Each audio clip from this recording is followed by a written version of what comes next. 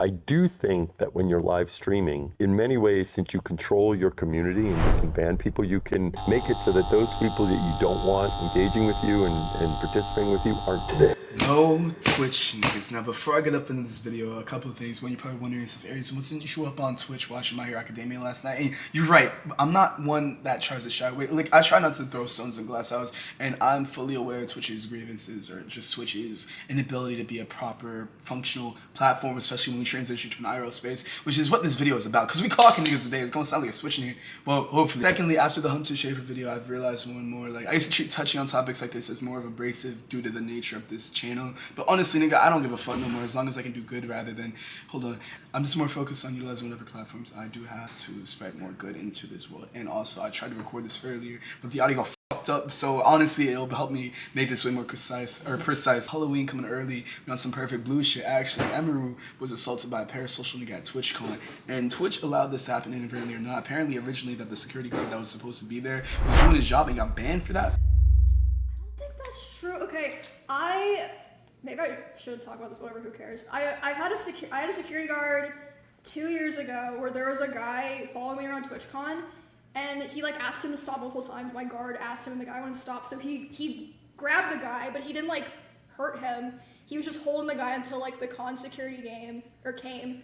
And then for some reason they're like, yeah, because your security guard touched him, he's like perma-banned from the venue forever. But he didn't even hit him or anything. He just like held him while they waited for like the police to come. And what the fuck? And it was like my favorite security guard. I can't have him at TwitchCon anymore.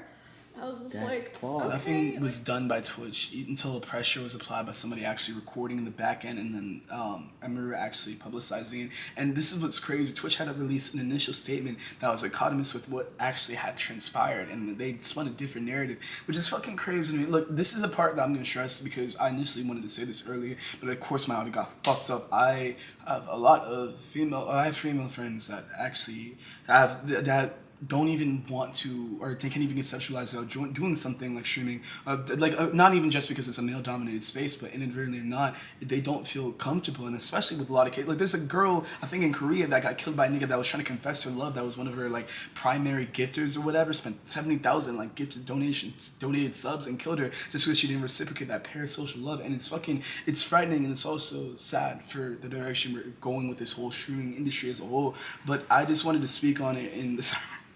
I just wanted to speak on it because it's kind of fucking crazy to me. Like, the nigga, then he got like a parasocial vacation, he got a 30-day ban instead of an actual tangible, like he was put or detained or put in jail. We gonna get to that CEO nigga in a minute. I feel like he's just in general. There's been such a perpetual and exacerbated list of just favoritism, that just blatant disregard for niggas actually having facilitated protections to prevent things like this from happening. Like, even after Emeru was assaulted, there was no action taken to actually help anybody that was actually still at the event doing presentations. And then on top of that, they didn't even really care to boost security. Like, there's a dichotomy between their extrinsic and intrinsic levels of security, so apparently it's harder to get in on the front, but then there's like this one loophole you can do with it. Like, if you have a +1, then they don't really get as severe as of a background check as you do. It's just like, it's a bunch of disappointing. Like, I'm mad because I'm kind of regurgitating a lot of what I recorded in my original recording that got fucked up, unfortunately. But if you have to take anything from this, Dan Clancy, the CEO of Twitch, had stated in an interview where he was essentially just fucking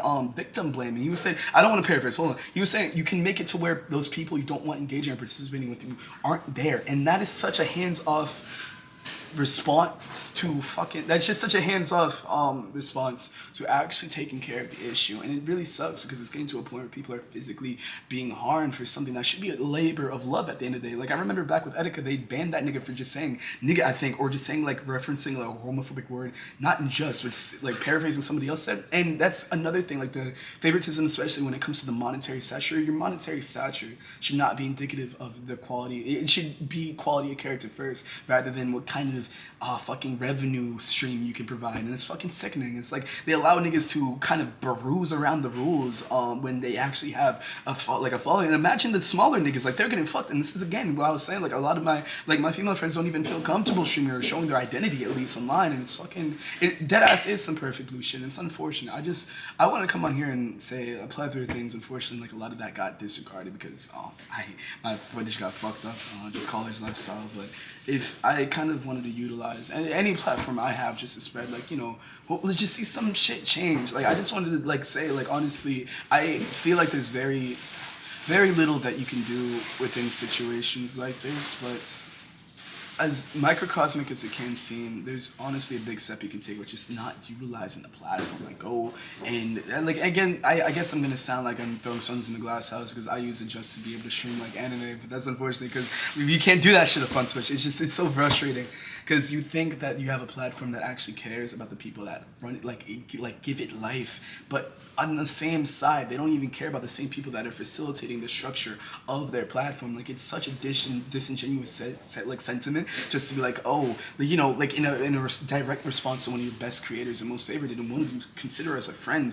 to just be like, it's like, we're gonna work on it. Like, the fuck, I just want to encapsulate some of my frustration with this. Honestly, this should have been like more cohesive, but again, my footage got fucked up, and I'm just it is what it is. But if you get anything from this video, just I feel like be more attentive, and this isn't just go for streaming services or anything that you're giving money to. Just it's also doubles what you're giving your mind to. Because like hold your friends accountable that kind of perpetuate utilizing certain I guess I don't even know what to call, like put in the same vein as this.